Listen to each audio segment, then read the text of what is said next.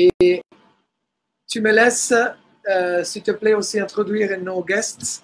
Our guests on the Facebook page. We're live on Facebook as well now, so on Instagram and Facebook at the same time.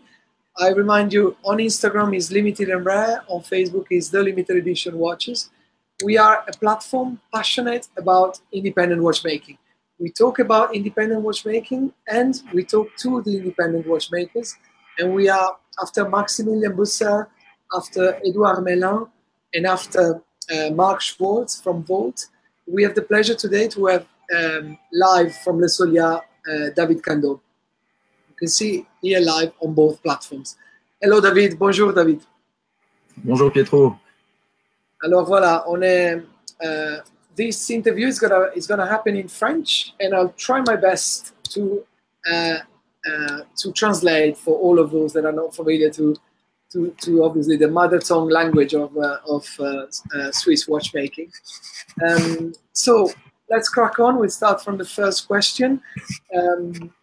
Of course, when we talk about David Kando, as some of you will obviously reconnect with the latest Grand Prix de l'Horlogerie in Geneva, where David has been shortlisted for the first time, obviously, since David has started his activity as an independent watchmaker, bearing his own name on the dials since 2017. So the first question to David would be from my side: what is the value in independent watchmaking? Keeping in mind and bearing in mind that the limited edition mission is always to try to understand what is value in watchmaking, and what is the real value in spending, in investing your money in independent watchmaking. Alors David, je vais aller vite sur la première question, mais c'est aussi la plus intéressante sur un certain niveau. Avec The Limited Edition, on essaye de parler toujours de valeur, de discuter avec nos collectionneurs où est-ce qu'est la valeur dans l'horlogerie aujourd'hui, et notamment par rapport à l'horlogerie indépendante. Donc, quelle est la valeur aujourd'hui, à ton avis, dans l'horlogerie indépendante?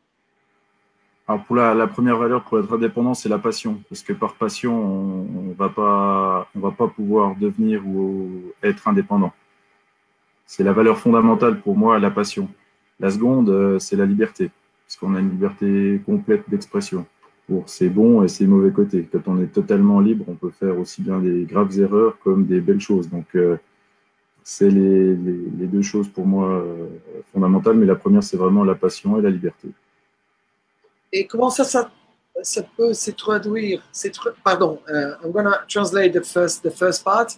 Of course, David mentioned as a first thing passion as a main driver to become an independent watchmaker, and passion that brings to the freedom of creativity that only possibly independent watchmakers can transmit in a certain way.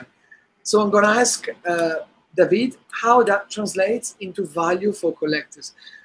Alors David, on a parlé de passion, on a parlé de liberté d'expression, donc par rapport à la créativité, mais comment ça traduit en valeur pour les collectionneurs? Donc quand un collectionneur a devant soi le choix entre un horloger déjà connu, une marque très fameuse, avec des valeurs d'investissement très très claires, quelle est la valeur qu'on trouve aujourd'hui dans l'horlogerie indépendante qu'on ne peut pas trouver dans l'horlogerie traditionnelle et de marketing aussi?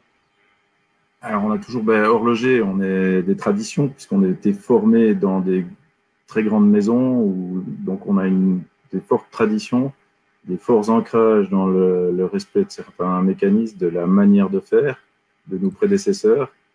Et comme toute marque, un jour, elle a commencé en étant, que ce soit du Patek Philippe, que ce soit de l'Audemars Piguet, Jaeger-LeCoultre, ça a commencé en étant 5-6 horlogers ou 5-6 personnes. Et petit à petit, ça a pris de la valeur. Des choses plus proches, Richard Mille, qui a 20-25 ans. Il y a 25 ans, Richard était tout seul à Bâle. Et on voit aujourd'hui où la marque en est. C'est grâce à la valeur qu'il a su générer au travers de sa marque et les collectionneurs qui lui ont fait confiance, qui au fur et à mesure des années à réellement créer de la valeur intrinsèque de sa montre. C'est clair. Donc, if I'm going to translate, David is pointing the finger on the fact that to be an independent watchmaker, at first, of course, there is all the tradition and the legacy that comes from having been formed in the big maison of watchmaking. In the case of David, of course, Jaeger-LeCoultre played a big role, having been David responsible for the conception and the development of incredible projects like the Ibris Mechanica, Grand Sonnerie, for example, within the Ibris Mechanica. So David is saying, of course, there is passion, of course, there is freedom to be creative, but this is an add-on to the previous formation that happened in the big and with the big watch brands. And in your case, David, is also a family tradition, of course. Dans ton cas, David, c'est aussi la tradition familiale qui t'a permis de construire ta formation professionnelle et ta passion en général. Oui, alors j'ai eu de la chance d'avoir mon grand-père qui était ouvrier dans l'horlogerie à la Vallée de Joux, mon père qui a fait toute sa carrière dans l'horlogerie, qui a fait plus de 30 ans chez Patek Philippe.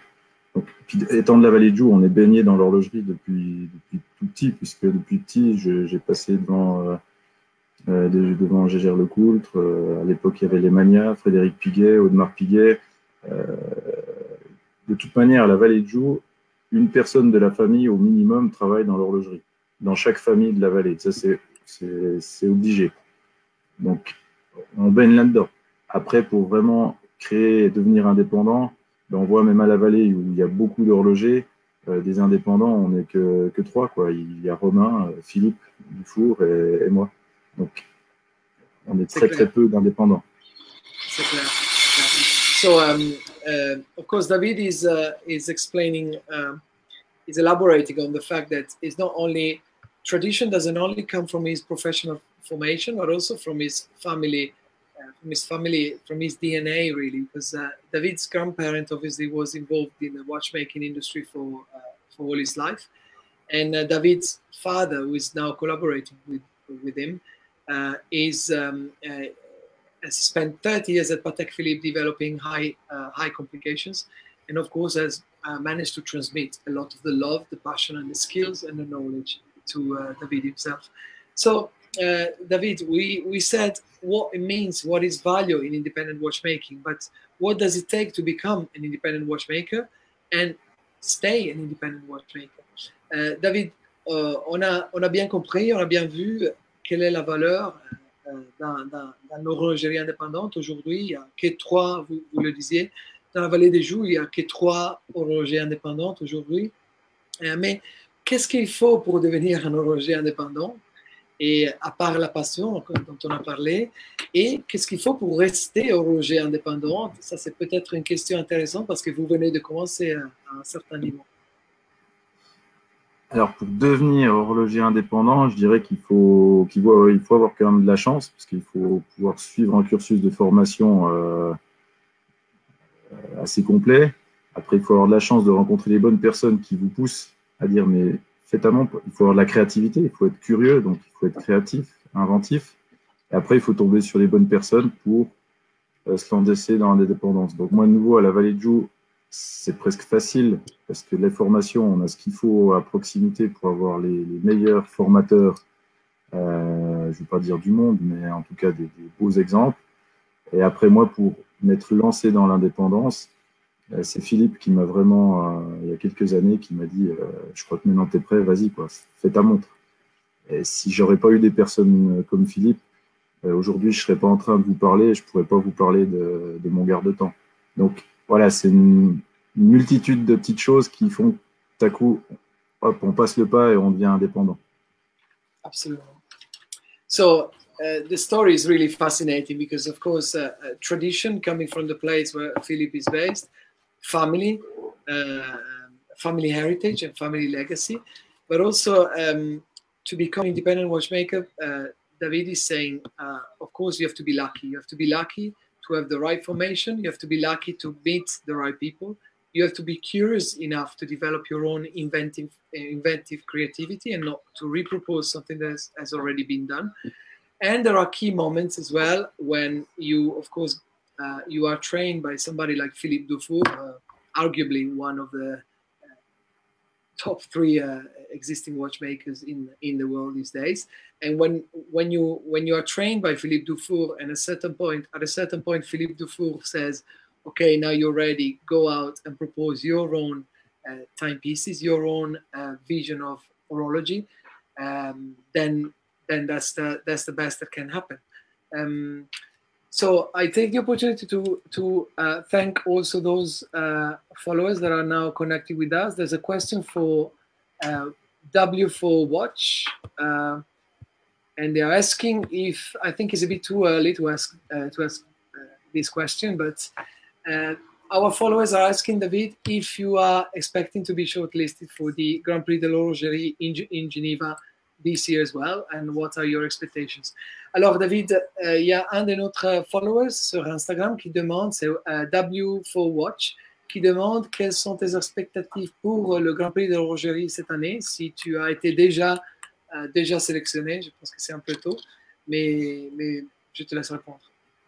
Alors c'est un peu tôt, donc moi j'ai mis une pièce en compétition, celle que je vais présenter cette année, le nouveau modèle design, la Half Hunter. Dans la partie chronométrie, la catégorie chronométrie. Je trouve que le Grand Prix, c'est une belle vitrine, surtout pour les indépendants, parce que les pièces, l'objectif premier pour moi, c'est d'être présélectionné, puisque la pièce, là, elle va faire le tour du monde, on va beaucoup communiquer à faible coût, il y a beaucoup de monde aux expositions qui peuvent participer. Donc, je trouve vraiment pour le Grand Prix, moi, déjà, gagner le Grand Prix, c'est d'être présélectionné. Et normalement, les présélections, ça va être décidé, je crois, au mois d'août ou septembre. Donc, pour l'instant, voilà, c'est de participer. Déjà, j'inviterai même toutes les grandes entreprises et tout le monde, que ça ne soit pas une compétition, mais que ça soit une vitrine où on découvre beaucoup de montres. Donc, moi, j'aimerais bien qu'il y ait tout le monde qui participe j'aime pas dire en concours, à cette vitrine de l'horlogerie, tout public. Après, c'est pas un concours. Et puis, être présélectionné pour faire le tour du monde, moi, c'est l'objectif premier. Après, le prix, on verra. C'est secondaire, on va dire. Absolument.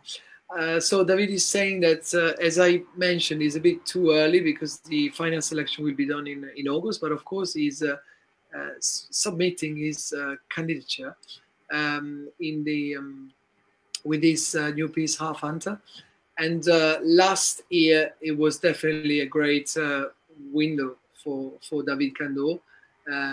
Already to be pre-selected is great because you have the opportunity to have your brand to be displayed across the world to the right people and to the right eyes, to be, of course, under the umbrella of the Grand Prix de l'Horlogerie de Genève, gives a lot of weight in that respect. So yes, to answer your question, W4 Watch, David is definitely signing in for the Grand Prix de l'Horlogerie, but of course the decisions will be made later in the year, so we'll have to wait until at least August.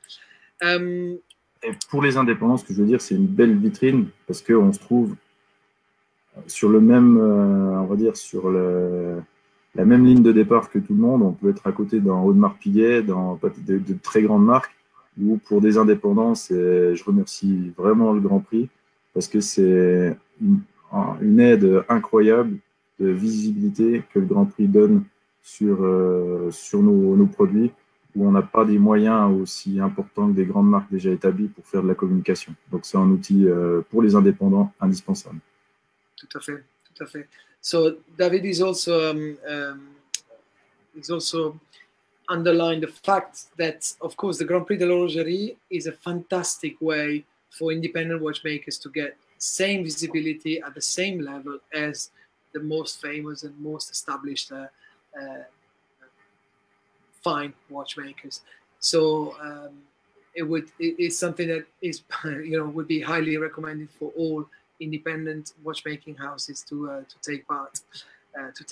So talking of which, again, in independent watchmaking, there are of course, there are some differences between what we would call independent brands, independent watchmakers, and those that propose a creative way of watchmaking, but not necessarily in-house made watchmaking.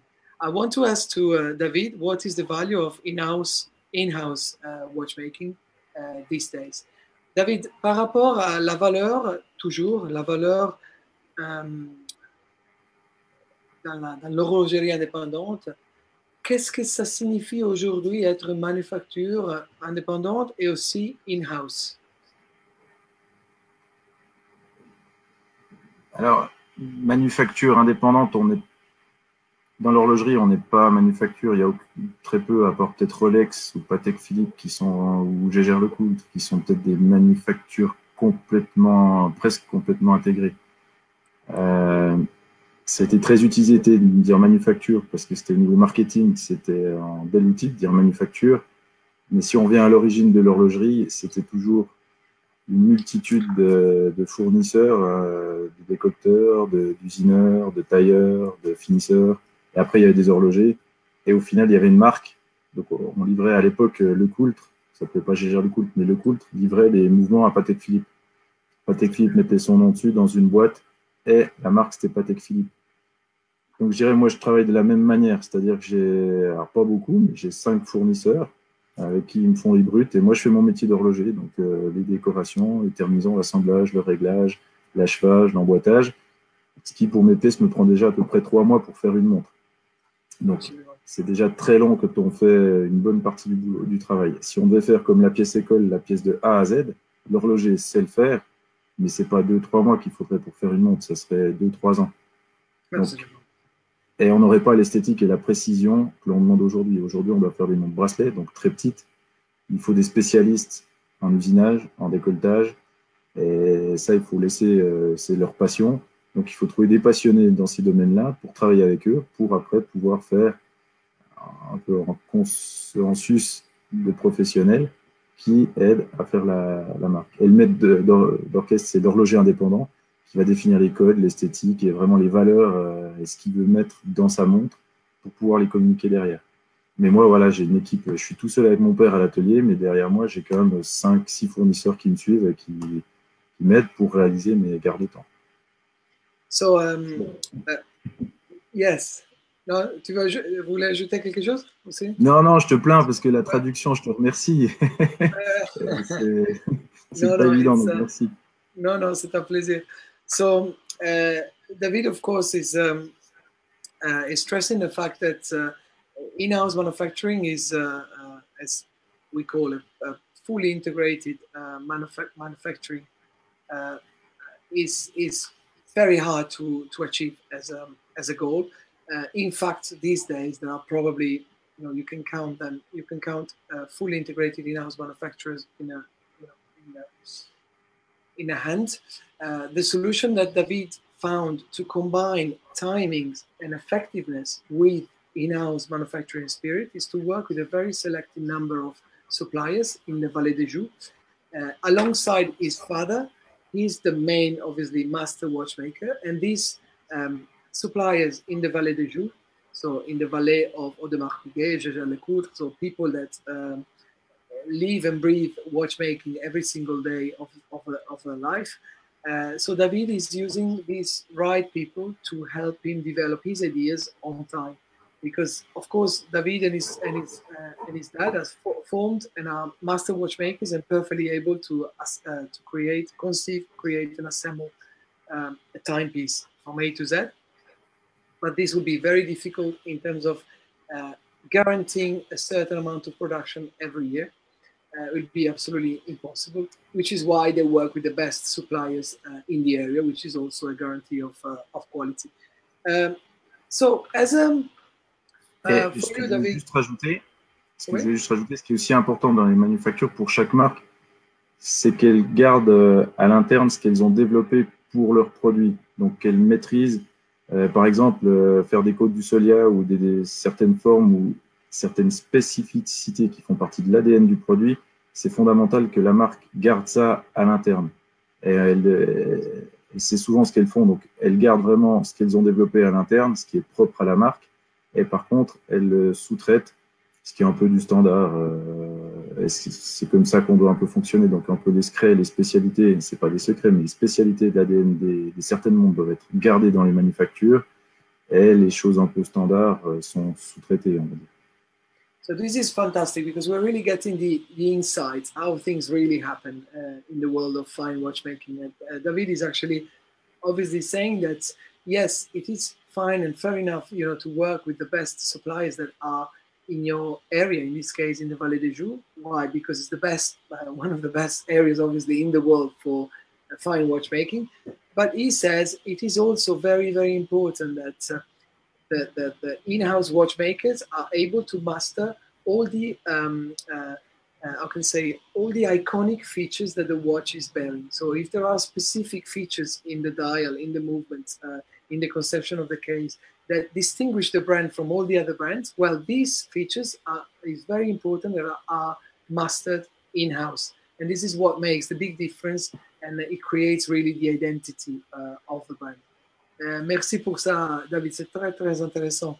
Je voulais te demander alors, I'm going to ask David, in terms of him as a watch lover, collector, what is the real difference between an independent watchmaker today and a mainstream watchmaking?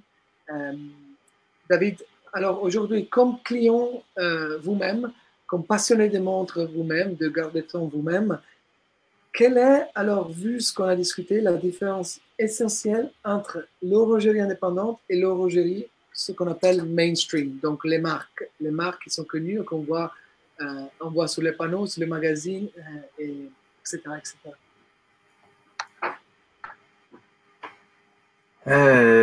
Question difficile, parce que c'est toujours dans une échelle temporelle de temps. Comme je disais à l'époque, il y a 150 ans en arrière, Patek Philippe était indépendante, ou Audemars Piguet, ou Gégère Lecoultre.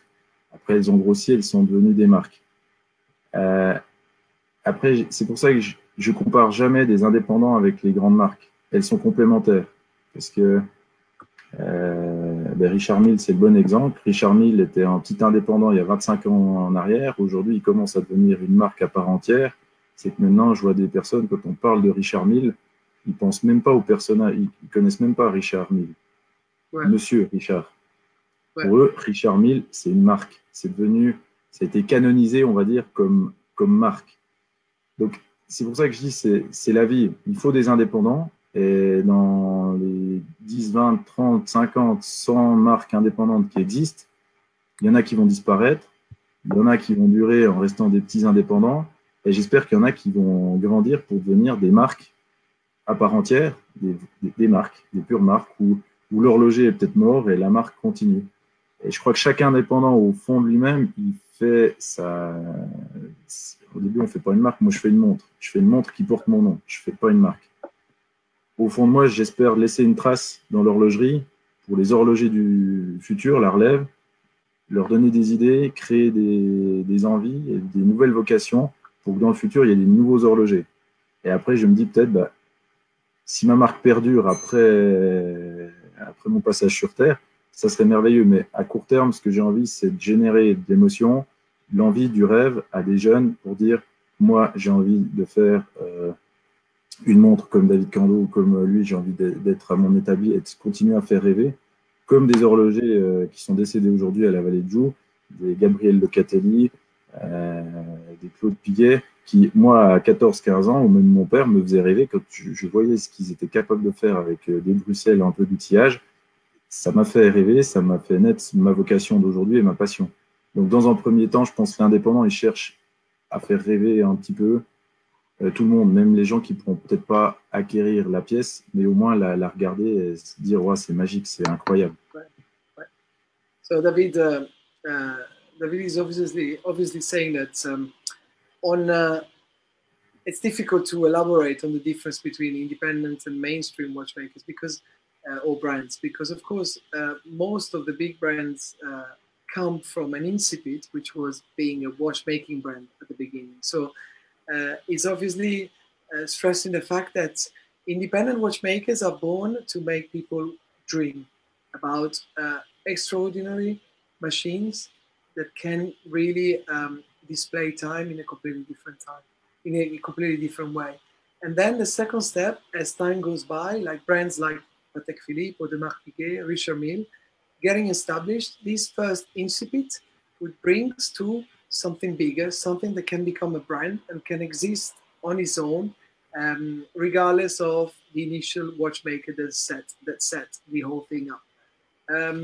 So it's in terms of the mission, David sees as a mission for himself to get people to dream and one day identify his brand with this ability of creating incredible things to be transmitted in the future, maybe perhaps become a brand as well one day. So in terms of communicating the value of extraordinary watchmaking, what is the utility of marketing these days?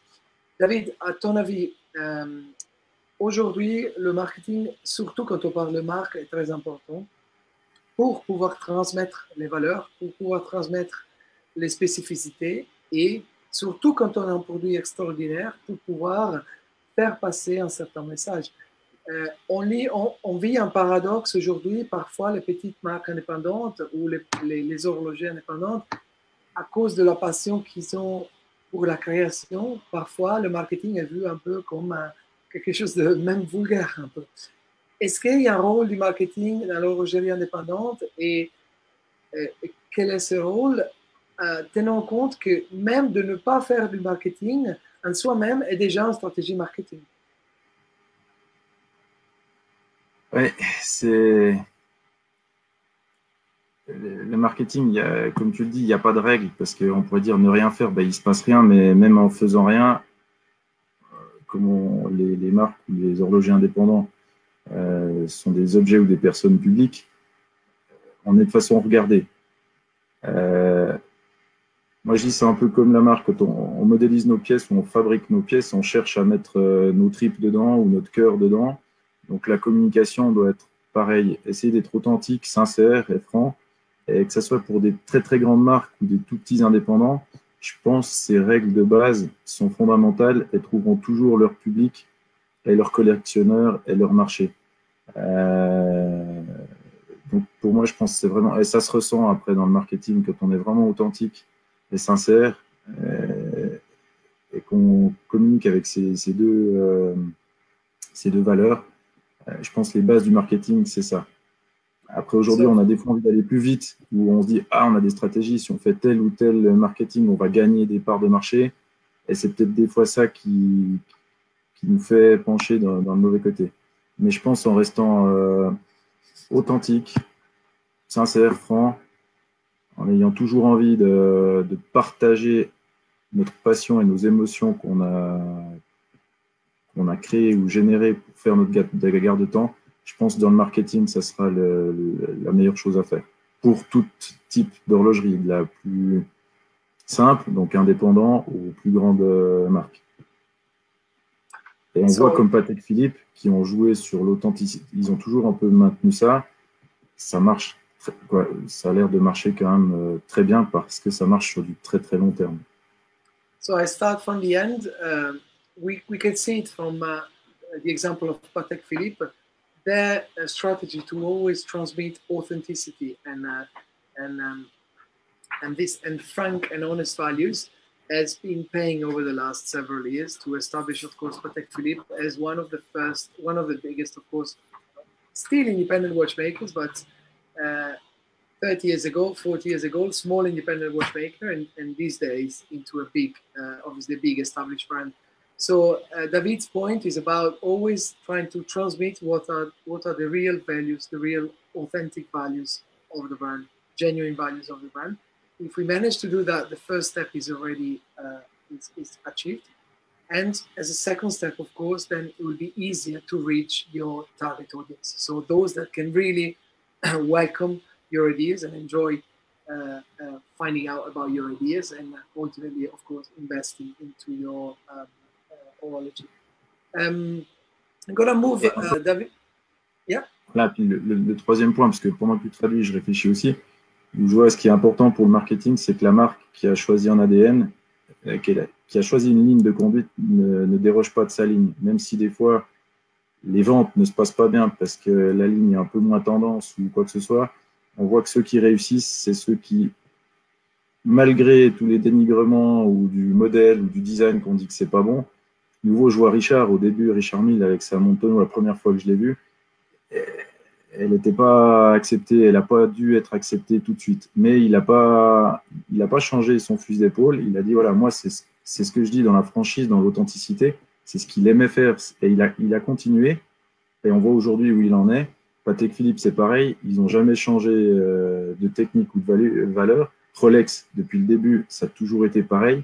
Et on voit d'être toujours conserver sa ligne de conduite dès le départ et pas se laisser influencer en fonction des ventes potentielles qu'on pourrait faire si on change de l'esthétisme ou donc on va perdre un peu l'authenticité de la pièce. Right.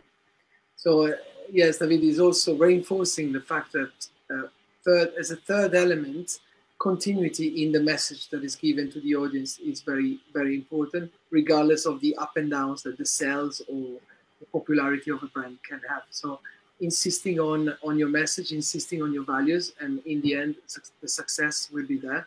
And he's mentioning again, of course, Richard Mille as one of the latest independent watchmakers that became a big actor in the watch industry over the last several years. Yeah, très intéressant. It's really, really interesting. And so we're going to move on more of some personal questions for David. David, on va bouger peut-être sur des questions un peu plus personnelles. Peut-être qu'on va aller aussi, je vais être un peu plus vite aussi dans mes traductions. À ton avis, pour David Kando, pas horloger, mais David Kando, l'être humain, la personne, la marque aujourd'hui est plus sous-estimée dans le marché. La marque indépendante que quand vous voyez ces montres, ces garde-temps, vous vous dites wow, c'est quelque chose de magnifique. Je ne comprends pas comment les gens n'arrivent pas à comprendre ça. So I'm asking David, what is the brand that is the most underrated these days in independent watchmakers? Les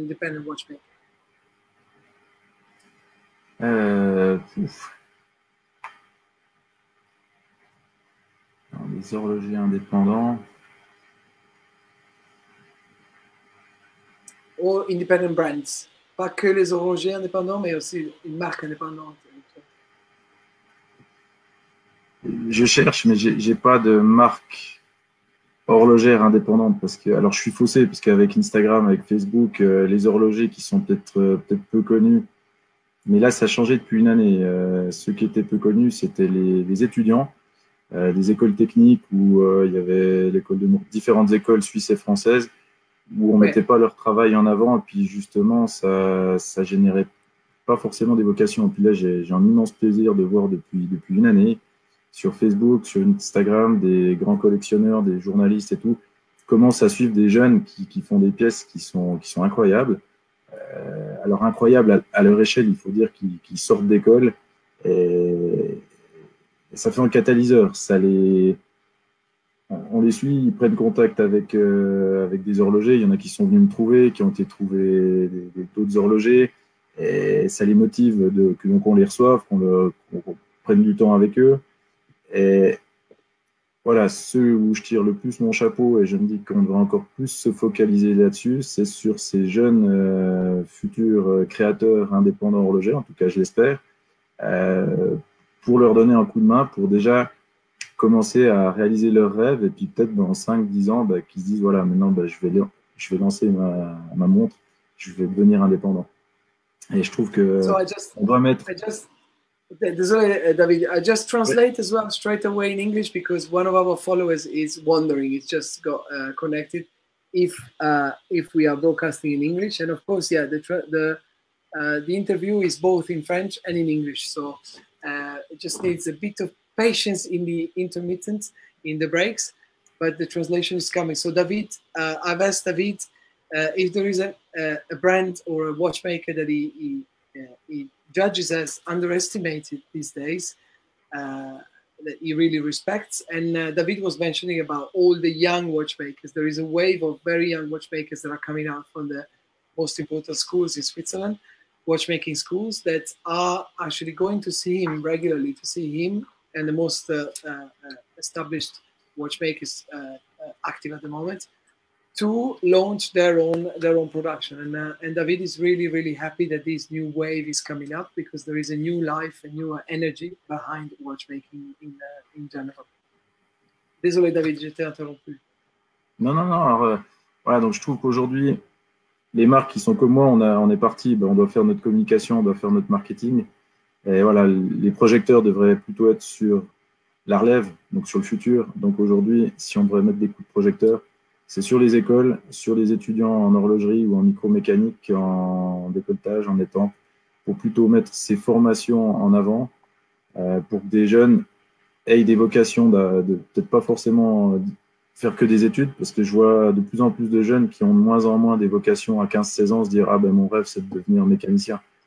La majorité des jeunes que je vois à 15 ans, quand on leur dit « Tu veux faire quoi dans ta vie ?» Oh, je sais pas encore, donc je continue mes études parce que je sais pas vraiment ce que je veux faire. Et je trouve que ces 20-30 dernières années, on s'est tous focalisés à vouloir faire des grosses têtes, donc tout le monde étudie et des grands papiers, mais à dénigrer un peu les praticiens, qui aujourd'hui, le 80% des gens, c'est des praticiens dans tous les métiers. Donc aujourd'hui, je serais vraiment pour, même les marques, de mettre des projecteurs sur des jeunes. Donc il y a pas mal de marques qui jouent quand même le jeu, qui aident des écoles, qui aident des étudiants. Aujourd'hui, les journalistes, le marketing et tout, s'il y a des projecteurs à mettre, c'est sur nos futurs mécaniciens, horlogers, qui feront les futures marques de demain et qui feront peut-être les futurs dirigeants des grandes marques d'aujourd'hui, qui feront perdurer les valeurs de ces grandes marques. Donc pour moi, voilà, s'il y a des gens à mettre en lumière aujourd'hui, c'est les jeunes. So again, for David, in the spotlight today should be the students and the young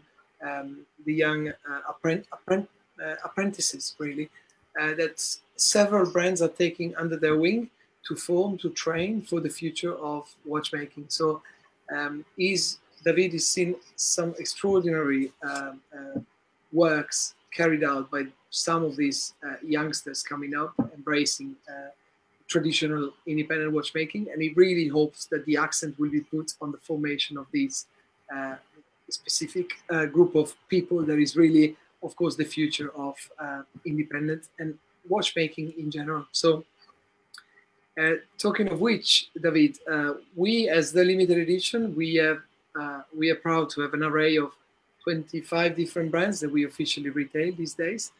And some of them are, of course, some of the most exciting Swiss independent watchmakers, but some of them are also from other countries. I can mention GOS from Sweden. I can mention Konstantin Chaikin from Russia, just to give an example. So what is the value of Swiss made these days? And for independent watchmaking, what is the ratio Swiss made and how can I say influences coming from abroad? David, au niveau de valeur, toujours, valeur par rapport à l'horlogerie indépendante, avec The Limited Edition, nous, on est détaillant officiel online d'une vingtaine de marques, parmi lesquelles il y a certains noms très exceptionnels de l'horlogerie indépendante suisse, mais aussi des noms de l'horlogerie indépendante russe ou suédoise, par rapport, par exemple, GOS ou Konstantin Chaikin, dont on a visité la manufacture tout récemment à Moscou. Alors, la question est la suivante.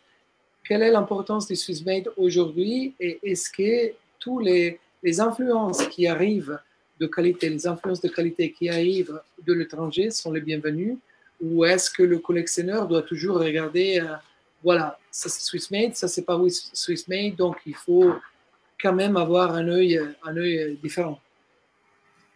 Alors pour moi, il y a deux importances. C'est que le Swiss Made est important pour les grandes marques, ceux qui font du volume. C'est très important parce qu'on ne peut pas dire que c'est du Swiss Made et je fais fabriquer le 90% de mes composants aux quatre coins de la planète. Vis-à-vis de la Suisse, c'est pas correct. Après, pour les indépendants, on est des artistes. Donc après, pour moi, pour l'indépendant, le Swiss Made ne devrait avoir aucune importance. C'est avant tout le coup de cœur. Et puis après, on retrouve nouveau les mêmes valeurs qu'au début, c'est l'authenticité. Constantine, il est incroyable parce qu'il est authentique dans ses pièces, dans ce qu'il fait, comme il discute, dans le personnage qu'il est.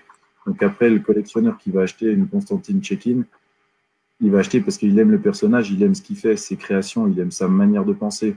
La personne qui va acheter une Kari Voutilainen, il n'achète pas une Kari Voutilainen parce que c'est du Swiss made, il achète parce que c'est du Kari Voutilainen. On trouve du Kari dans la montre. Celui qui achète une Philippe Dufour ou une Romain Gauthier, je pense qu'ils s'en foutent du Swiss made. Ce qu'ils regardent, c'est l'artiste, c'est le produit, c'est comment il a été fait,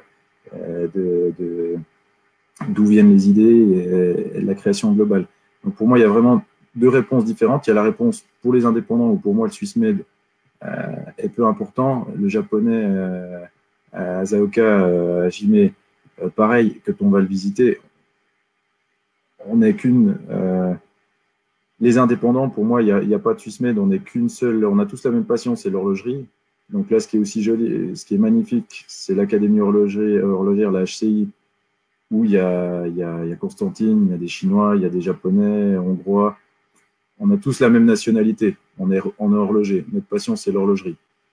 Après, dans les grandes marques, c'est pas juste de marquer Swiss made et de pas fabriquer en Suisse.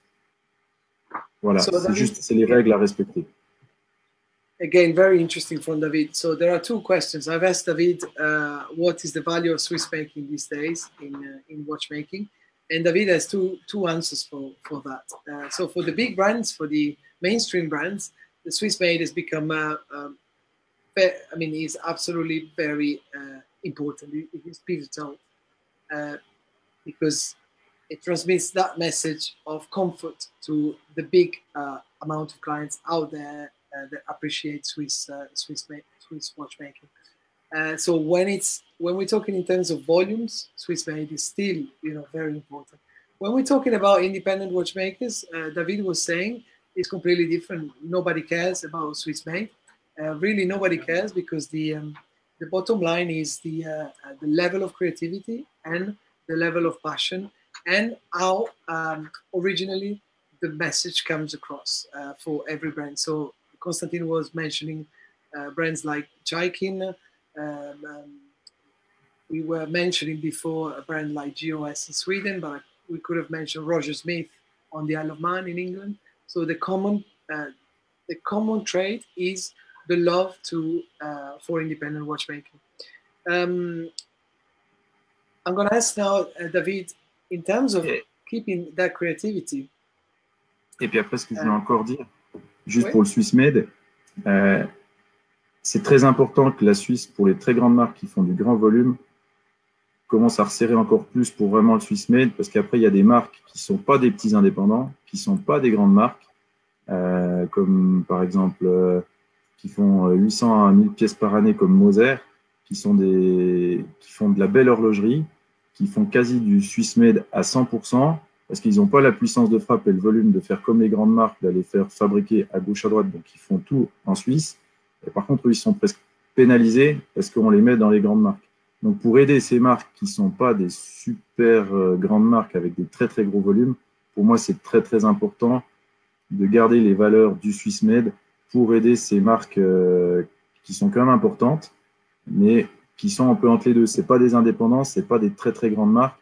Où pour eux, je pense que le marché est très difficile. Donc pour moi, je pense que c'est très très important pour elles qu'on durcisse encore le Swiss made parce que souvent, ces petites marques qui sont indépendantes mais qui font quand même 800 à 1000 montres, font quasiment tout Swiss made. Donc pour elles, c'est aussi facile parce qu'elles sont dans le Swiss made facilement, parce qu'elles n'ont pas les moyens de tricher le Swiss made. Et en plus, elles ne veulent pas. Elles militent souvent. Je pense en plus à Moser parce qu'ils se battent vraiment pour le Swiss made. Ils ont des valeurs très fortes là-dedans. Et puis franchement, je tire mon chapeau parce qu'ils n'ont pas. C'est un peu David contre Goliath. David, c'est ces petites marques, que ce soit des François-Paul Journe, des Moser. Quand on compare à des grands groupes comme Richemont, LVMH et tout, ils ne se battent pas du tout avec les mêmes armes. Et eux, c'est du Swiss made. Même Journe, on prend Journe, c'est du Swiss made. Ouais. David is saying that, of course, obviously the rules and the law related to Swiss made should be modernized very soon, because there are some brands that are really offering true Swiss watchmaking that are a little bit penalized by other brands that are taking advantage from offering a mix of Swiss made with outside of Switzerland made.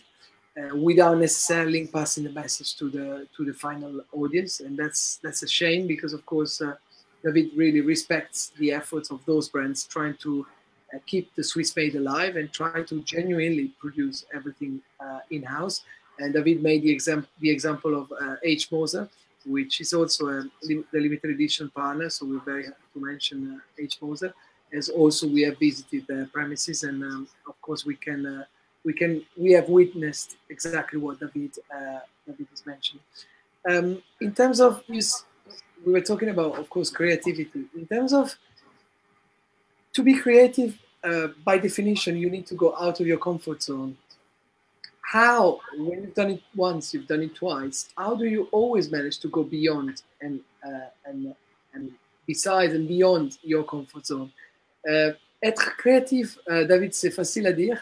Donc, pour être horloger indépendante, il faut être créatif. Mais pour être créatif, il faut constamment travailler en dehors de son ligne de confort, si on veut. Comment on fait pour toujours sortir de ce confort et comment dire, tendance à vouloir faire la même chose? Donc, comment on fait à être toujours créatif après la première fois, la deuxième fois, la troisième fois, trouver toujours un moyen? On a discuté de ça avec Max Busser, c'était très intéressant, notamment par rapport à MBNF, parce que effectivement, chaque pièce part complètement dans une direction complètement différente. Ah oui. Et donc, Max, je voulais te poser la question. Chaque pièce. Alors, là, tu as bien fait de parler de Max. Alors, il y a de la créativité, comme les horlogers comme moi, mais on a moins de créativité. Comme Max, on l'attend chaque fois. À chaque fois, il doit nous émerveiller. Donc, à chaque fois, il doit aller chercher des idées plus folles les unes que les autres, mais quand même cohérentes, qui collent à la marque. Donc, ça, c'est encore un niveau de créativité très élevé, on va dire. MBNF, c'est 100% de créativité. En horloger, pour vous dire, moi, je crée, mais quand même sur des bases authentiques de l'horlogerie. Donc, je n'ai pas besoin d'être aussi créatif au niveau design artistique qu'en MBNF. Je vais mettre un peu de l'horlogerie et ça va être en mix, 50% d'horlogerie classique et 50% de créativité. C'est plus dans le détail et dans l'interprétation de l'horlogerie, non?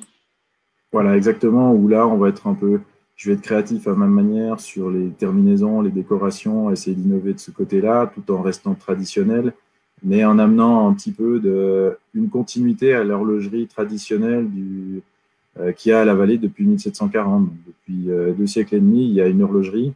Et comme je dis, moi, je suis toujours un maillon de la chaîne de l'horlogerie de la vallée de Joux. Donc, j'innove, et je crée, mais pas trop violemment.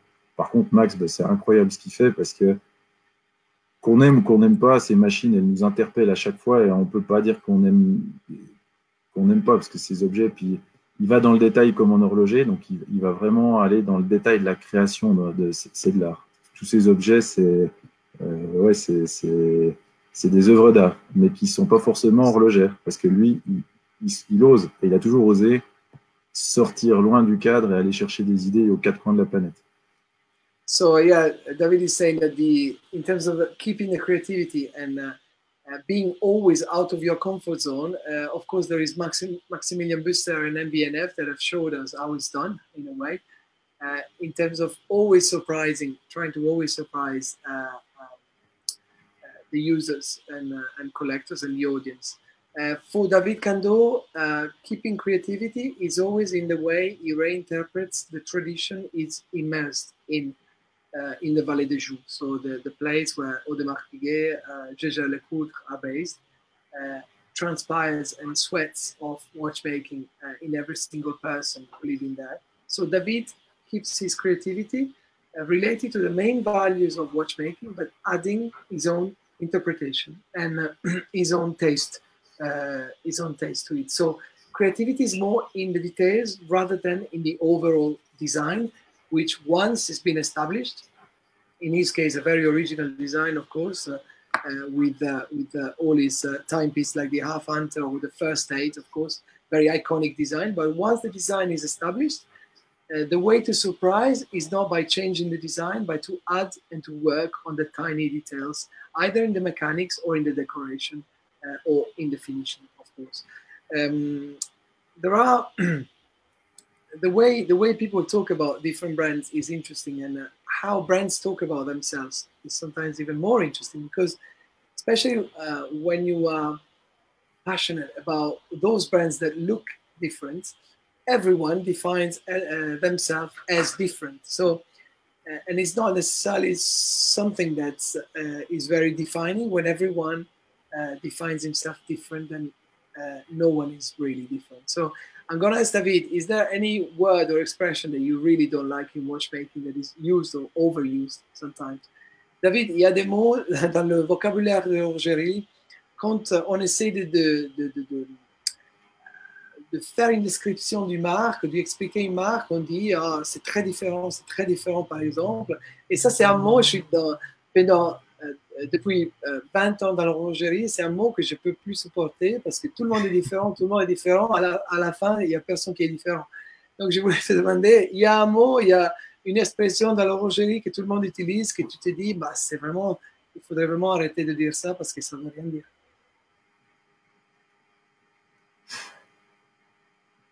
Bah, il y avait manufacture. Ah ouais, ok. Ouais. Manufacture, pour moi, voilà. Et toujours le haut de gamme, le haut de gamme ou le luxe. Pour moi, ça veut rien dire, luxe. Je veux dire, j'ai des choses de luxe qui sont pas luxueuses du tout. Voilà, c'est un peu les mots qui me dérangent le plus. On va dire que c'est ça, c'est toujours haut de gamme, luxe. Et manufacture, pourquoi ça te dérange?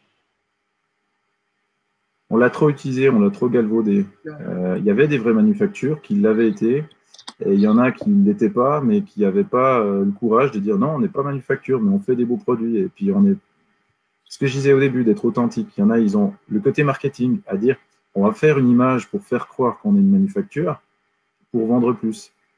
Et je dis, c'était pas. Le mot manufacture, à l'époque, il avait des belles lettres de noblesse. Aujourd'hui, tout le monde est manufacture. Tout le monde. Donc, ça veut, comme tu disais, ça ne veut plus rien dire. Quand le mot, tu le vois différent, ben, au bout d'un moment, ok, on est tous différents, mais on est tous pareils. Donc, ça ne veut plus rien dire. Donc, je dis, c'est ça, c'est il y a 20 ans en arrière, 25 ans, c'était la compétition à celui qui devenait le premier une manufacture. Et tout le monde utilisait, toutes les marques commençaient, c'est manufacture, je suis une marque, manufacture. Et je trouvais dommage, ça a été trop utilisé. Et puis après, il y a les autres mots de toujours haut de gamme, luxe. Ça veut dire quoi pour une montre? Je veux dire, on ne dit pas qu'en Picasso ou en Van Gogh, c'est du haut de gamme ou du luxe. C'est une peinture. Et pour moi, l'horlogerie, c'est un peu pareil. Il n'y a pas de luxe ou de haut de gamme. C'est des montres. On aime, on n'aime pas. Il y en a qui vont valoir des millions. Il y en a qui vont valoir rien du tout parce qu'on a une expression libre. Donc, on peut faire de l'art avec. Et c'est pour ça qu'aussi aux auctions, on voit qu'il y a des montres qui prennent des sommes de folie. Et puis, il y en a qui vont dévaluer jusqu'à valoir quasiment plus rien. Comme des tableaux, comme de l'art abstrait. Donc, on est très proche de ces valeurs-là. Donc, pourquoi l'horlogerie, on devrait appeler ça du luxe ou du haut de gamme? Je trouve que c'est un peu partout du luxe. C'est la grande solerie qui sonne là, à côté. On a entendu. Ah, c'est une vieille horloge. Ah, ok. Une vieille horloge. Donc, bah, tu as fait une grande sonnerie, mais c'est les bases de la grande sonnerie. Ouais. C'est clair. So David is saying, of course, some of the terms that are used and abused in watchmaking. One of them is manufacture, so manufacturing of watches that all brands have started to use, and some of them, of course, have abused them, partially because it doesn't really mean much to David as a definition, and partially because it just gives this sometimes fake feeling of refined way of making watches, and others are related to the luxury aspect of watchmaking. So calling high-end or calling luxury watches for David, it doesn't mean anything. When David was making the example of art, when you stare at a Van Gogh or at a Picasso, you don't think high-end or you don't think luxury. You think it's an amazing painting. It's an amazing picture. So he would like, from his point of view, brands and watchmakers to be more true to their real values, because, as he said before, he thinks that it's then the real value that is going to create the equity for a brand. We have one question again from W for Watch again. So thanks for your participation. So he's asking us if one of the big guys leaves Baselworld, what's going to happen with Basel? How is Basel important for independence these days? And are you making a step to exhibit at Baselworld next year? Donc on a un de nos followers qui nous demande si Baselworld va perdre un des acteurs les plus importants, une marque très importante, pourrait peut-être mourir un jour. Moi, je ne crois pas, mais je te laisse répondre, David. Et est-ce que Baselworld est toujours très important pour les indépendants et est-ce que tu as des plans éventuellement pour être à Bâle l'année prochaine ou l'année d'après? Oui, alors pour moi, Baselworld, c'est incontournable. On a tous les journalistes, on a des collectionneurs, on a des détaillants, tout le monde passe à Baselworld. Baselworld, c'est comme le SIHH, il n'y a nouveau pas de compétition, les deux sont devenus des instituts, sont profondément ancrés. Baselworld encore plus que le SIHH, parce que historiquement parlant, Baselworld, ça doit faire plus d'un siècle. Ah bah oui, il fêtait le 100e anniversaire. C'est vraiment ancré dans les gènes suisses où Baselworld, c'est une fête limite nationale de l'horlogerie. Elle n'est pas prête de s'arrêter. Après qu'il revoit...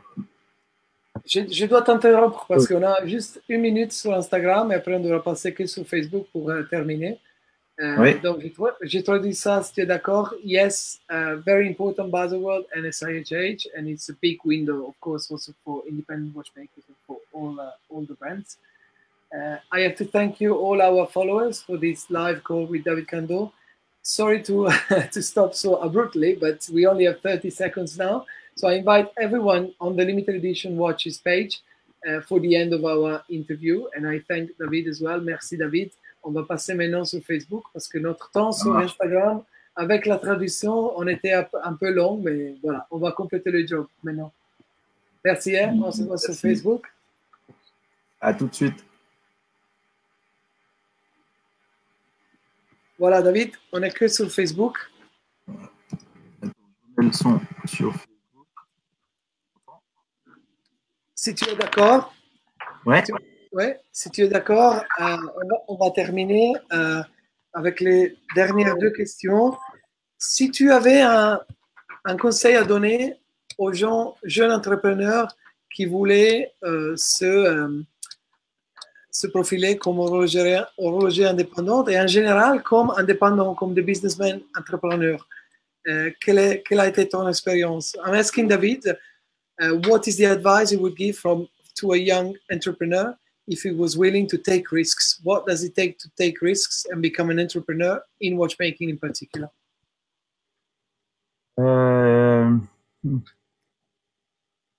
Bien être un peu patient.